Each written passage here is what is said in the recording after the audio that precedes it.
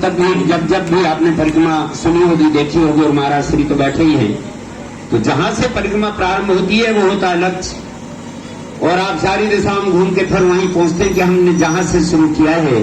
इसी प्रकार इस जीवन का भी यदि लक्ष्य निर्धारित नहीं कर पाओगे तो बिना लक्ष्य के व्यक्ति का जीवन बिना नाविक की नौका के समान हुआ करता है। आप कितना ही चले, यदि आपके पास नई नाव है, बढ़िया पतवार है और खेने वाला अच्छा नहीं है, तो आप कभी भी डूब सकते हैं। तो जब तक व्यक्ति के जीवन में लक्ष्य नहीं होगा, और वो लक्ष्य दिया हमारे संत जी ने सत्य का, जीवन में सत्य होना चाहिए। नारद जी चले जा रहे थे, देखो सत्य क्या है, माता जी का दर्शन। अभी जो जहां से शुरुआत की थी वो बात मैं आप तक पहुंचाने का प्रयास कर रहा हूं। नारद जी चले जा रहे थे और ऐसे ही कोई पर्व चल रहा होगा, अवंतिका खंड की बात है। नारद जी चले जा रहे थे और उनको एक माता जी का दर्शन हुआ, अज्ञात माता जी का। तो सभी स्नान कर रहे थे, नारद जी स्नान नहीं कर रहे थे। तो माता जी ने पूछा होगा, एक तुम न मज्जसी, अकेले तुम ही नहीं नहा रहे हो, बगैर सभी प्राणी तो स्नान कर रहे हैं, तुम क्यों नहीं स्नान कर रहे हो?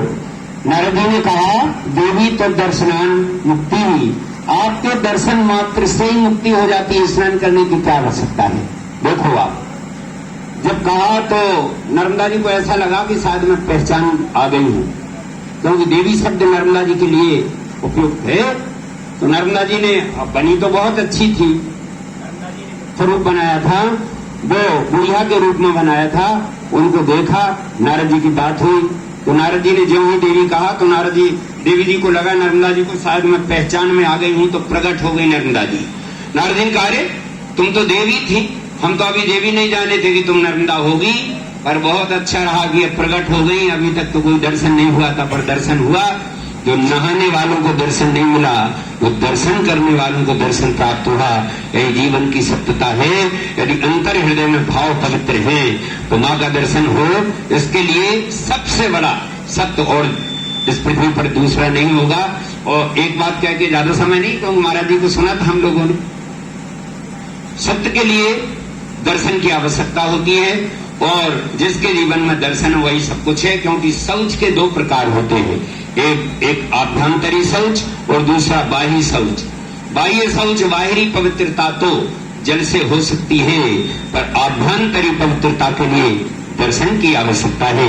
जीवन में जब तक दर्शन नहीं होगा तब तक सुचिता कहां से लाओगे? इसलिए महाराज जी का एक ही सूत्र था कि जीव के जीवन में दर्शन की आवश्यकता है ना, बोलो। तो लोग नहा करके भी कुछ नहीं पा पाते हैं, पर हमको ये सूत्र यहाँ भी मिला जो अवंतिका खंड में है कि हमको दर्शन की आवश्यकता है। यदि दर्शन यदि विधिवत हो जाए तो आपको लक्ष्य मिल सकेगा, सत्य मिल सकेगा, और सारे जीवन के पूर्ण प्राप्त होंगे। जीवन जहां से प्रारंभ होता है वहीं उसका ध्यान कभी ना भूलें कि हमारी शुरुआत कहां से थी। तो निश्चित रूप से एक दिन लक्ष्य पर पहुंचेंगे। यही परिक्रमा का पावन भाव है। अभी वृक्षों के लिए कहा, मैं एक शब्द उसके लिए भी कहूंगा कि व्यक्ति के जीवन में एक वृक्ष लगाने का पूर्ण फल कितना होता है जानते हो? 10 पुत्र पैदा करो, एक वृक्ष लगाओ, बराबर फल मिलता है। पुत्र पैदा करके तो शायद हो सकता है कोई, जी निश्चित नहीं है कि वो अच्छा ही निकले, पर यदि वृक्ष लगाओगे तो दुनिया के कितने लोग उससे लाभ लेंगे, शायद छाया के रूप में हो अथवा फल के रूप में हो। तो इन सबको प्राप्ति के लिए एक बढ़िया लक्ष्य दिया है हमारे बीच महाराज श्री ने। और एक बात कह के वाणी को विश्राम दूं कि मनवंतर सहस्रेणो काशी वासी सुयत फलम। महाराज श्री काशी में निवास का बड़ा महत्व है। मनवंतर सहस्रेणो, 1000 वर्ष तक जो काशी में रहने का पूर्ण फल प्राप्त होता है। कितने वर्ष? 1000। मनवंतर सहस्रेणो काशी वासे सुयत फलम तत्फलम समवाप्नोति नर्मदा दर्शने कृते। वो सिर्फ नर्मदा जी के दर्शन मात्र से प्राप्त हो जाता है। ये नर्मदा जी की बड़ी महिमा है। इस पूर्ण सलीला के बारे में जितना कहे कम होगा, पर संतों के बीच में सानिध्य प्राप्त हुआ है। निश्चित रूप से चाहे हमारे संत हो, गुजरात से पधारते हैं, कभी जब हम लोग सानिध्य प्राप्त करते हैं, कभी अपने संकट लेके मत जाओ, निश्चित रूप से कुछ न कुछ मिलेगा। आज हम संकट लेकर जब नहीं पहुंचेंगे, निश्चित रूप से कुछ ना कुछ मिलेगा। इसलिए जीवन में शांति, सुख, समृद्धि प्राप्ति के लिए संतों का दर्शन और उनके द्वारा भी उपदेश के जीवन में सत्यता के साथ यदि माता का दर्शन होता रहेगा, माँ रेवा जी का, मेकल कन्या का यदि दर्शन होता रहेगा, तो निश्चित रूप से श्री यानी उनके लिए निश्चित रूप से एक ही बात कही है कि शिव प्रिय मेकल शैल सुतासी, सकल सिद्धि सुख संपत्ति राशि।